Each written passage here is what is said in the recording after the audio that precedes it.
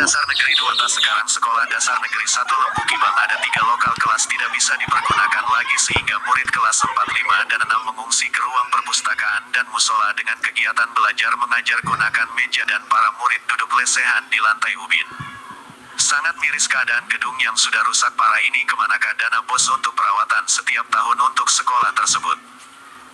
Diduga tidak komite sekolah dan kepala sekolah sehingga sekolah terkesan terbengkalai gedung yang seharusnya ada perawatan sedikit demi sedikit setiap tahunnya, tetapi faktanya saat ini murid menimba ilmu duduk di alas.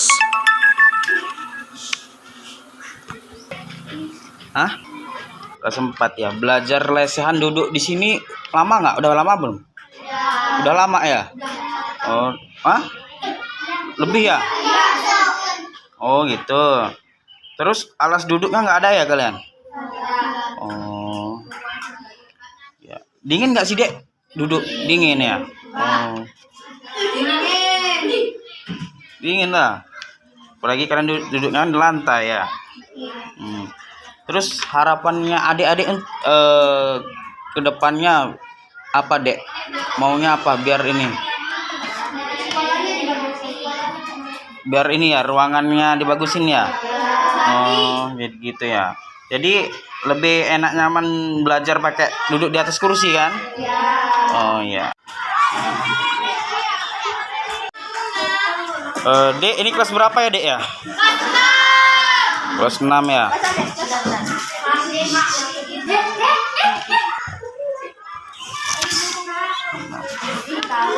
Kalian belajar lesehan di bawah ini udah berapa lama dek? Udah lama.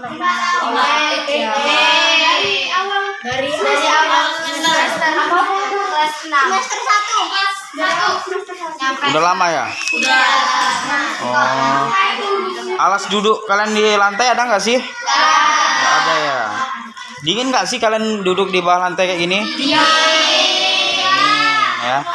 Kakak mau tanya dong, lebih nyaman belajar di sini atau di dalam ruangan kelas? Duduk di atas kursi ya, enak ya. Jadi harapan adik-adik apa sih?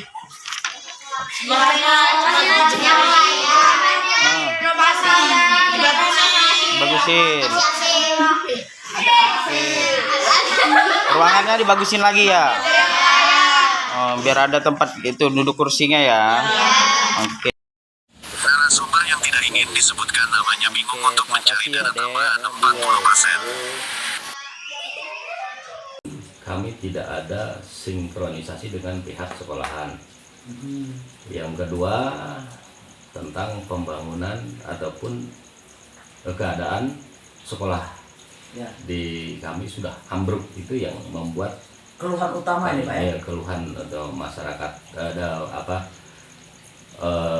mahasiswa anak-anak di situ tidak bisa maksimal belajar, dan dari situ yang menjadi keluhan kami. Terus ketika kami mau bicara dengan pihak sekolahan tidak ada respon apapun, terutama dengan kepala sekolah. Apakah kepala sekolahnya itu selalu standby di sekolah? Tidak. Diperkirakan sebulan berapa kali masuk? Sebulan ya, kalau itu dia masuk cuman siang dan siang gitu aja, tidak pernah jarang masuk di pagi hari ketemu dengan ini. Nah, dengan keluhan masyarakat yang seperti ini sudah urgent karena memang gedung sudah ambruk buat anak belajar. Keadaan anak-anak belajar dari gedung yang ambruk itu bagaimana saat ini? Tempat mereka belajar?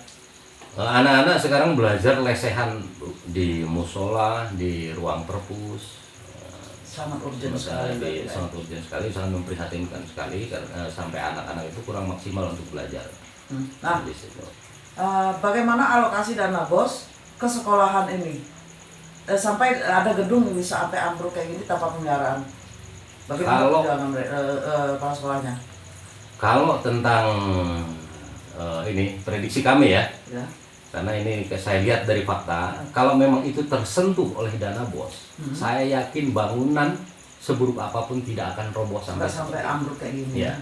Dan saya melihat cuman ada ban mobil di depan itu, untuk pagar ban mobil di depan sekolahan itu, bukannya diperindah bahkan seperti orang tambal ban itu di situ. Nah, itu sekolahan kami faktanya, bukan bagaimana caranya merehab sekolahan yang sudah ambruk, entah sedikit demi sedikit per bulan ataupun per tahun. Bagaimana caranya? Saya kalau memang itu diterapkan dengan benar dana BOS, saya yakin sekolahan tidak akan sampai ambruk seperti itu. Untuk jumlah siswa dari kelas 1 sampai kelas 6 itu berapa? Sementara kalau saya lihat data sekarang ini 180. Apakah di situ ada SMP? SMP ada tersendiri di sini, Pak. Satu atap dengan SMP? Tidak. Beda ya? Karena itu bangunan sudah lama, jadi bangunan impres sejak tahun 1982 dibangun, diperbaiki tahun 2007 gitu. Sampai sekarang tidak ada perbaikan.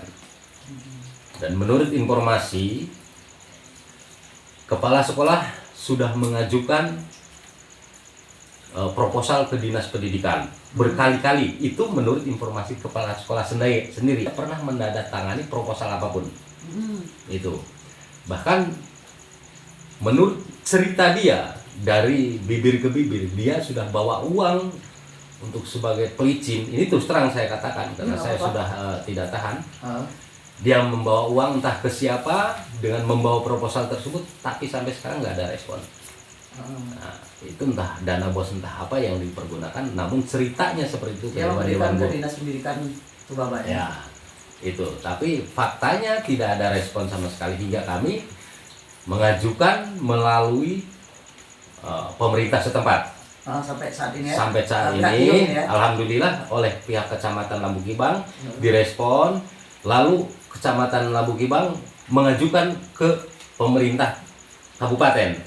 Dan di situ alhamdulillah oleh pemerintah kabupaten direspon oleh Basnas. Nah, direspon melalui Basnas kami punya rencana untuk dibangun.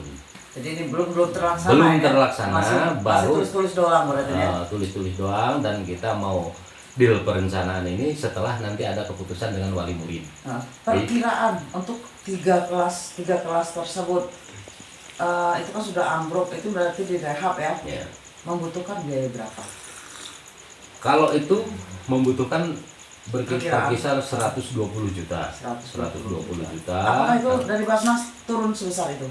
Tidak, kami kemarin sudah berbicara dengan Basnas, jadi Basnas mampu memberikan kepada pembangunan sekolahan tersebut sejumlah 60%. Untuk 40% itu kita dapatkan dari mana? Dari TIO yang memberikan atau dari mana nih Pak? Tidak, ini kita masih Tio tidak mengatakan itu, dan kita masih berencana bagaimana caranya untuk menggali dana tersebut. Namun pihak Basnas memberikan jalan, yaitu untuk sadar zakat, jadi kepada masyarakat ataupun wali murid untuk berzakat dalam bentuk apapun, tenaga ataupun materi atau yang lainnya, untuk zakatkan ke sekolahan tersebut. Kalau masalah tuntunan berzakat kita di mana aja, ya memang ya Bu ya, berzakat itu di mana aja, kepada siapa aja zakat mal. Namun kami sebagai masyarakat, mohon maaf ini sebenarnya tidak pantas kita untuk zakat.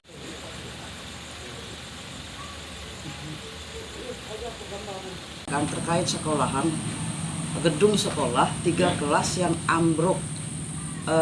Itu bagaimana solusinya Pak, dari TIO ke sana atau Lambu Kibang itu ya? Iya. Itu kami udah usulkan ke pemerintah daerah, udah berkali-kali, melalui DPR sudah. Terus terakhir kemarin ada tanggapan dari Basnas Ibu. Jadi rencananya tahun ini mau dibangun oleh Basnas, rencananya dari itu. Udah musyawarah, udah kesini, udah suruh pakai Basnas juga. Tapi biayanya ya itu dari Basnas kan nggak bisa full. Ya. Jadi yang itu berbagi dengan infak dari masyarakat, mungkin wali murid kayak gitu nanti biayanya. Menurut kami seperti itu. Jadi alhamdulillah tahun ini rencana diperbaiki oleh tidak sekolah oleh Basnas. Untuk 40%-nya ini Pak, berarti diminta dari wali murid tidak diperbolehkan memungut. Satu alasannya itu kan sekolah negeri Indonesia kan. apakah ada upaya dari dana desa ini Pak ya, yang bisa dialokasikan yang untuk daruratnya itu yang saya maksud. Itu ada bisa nggak Pak? Saya belum bisa menjawab itu, jadi kami harus konfirmasi dulu dengan pihak terkait, ya dinas, PMD mungkin. Karena sejauh ini belum ada petunjuk ibu kalau dana desa bisa guna itu belum ada, jadi kami nggak berani. Iya, karena memang ada kementerian sendiri Iya, yang kayak di gitu sini. itu. Karena kan jelas kita ada aturan mainnya, makanya kami nggak berani untuk mengucurkan dana ke pembangunan sekolah. Kecuali kalau memang ada perintah dan ada aturan ya kami bisa kayak gitu. Nah, terus Pak, setiap sekolahan itu dikucurkan dari pusat dana BOS. Itu kan kalau dia lagi ada perbaikan kecil itu kan lagi bisa dari sana. Nah, menurut pantauan Bapak nih sebagai kepalonya di sini masyarakat, bagaimana pengelolaan dana BOS di sekolahan tersebut, Pak? Mohon maaf saya nggak bisa jawab, nggak tahu saya. Saya nggak tahu bagian pengelolaannya. Enggak, bukan masalah pengelolaan dana bosnya, Pak. Jadi gini, ada nggak selama dana bos itu turun, misalkan tahun ini nih turun dana bos, ada yang dibeliin misalkan dari dana bos, misalkan kursi, meja, papan tulis. Mohon maaf saya nggak bisa jawab, saya nggak tahu.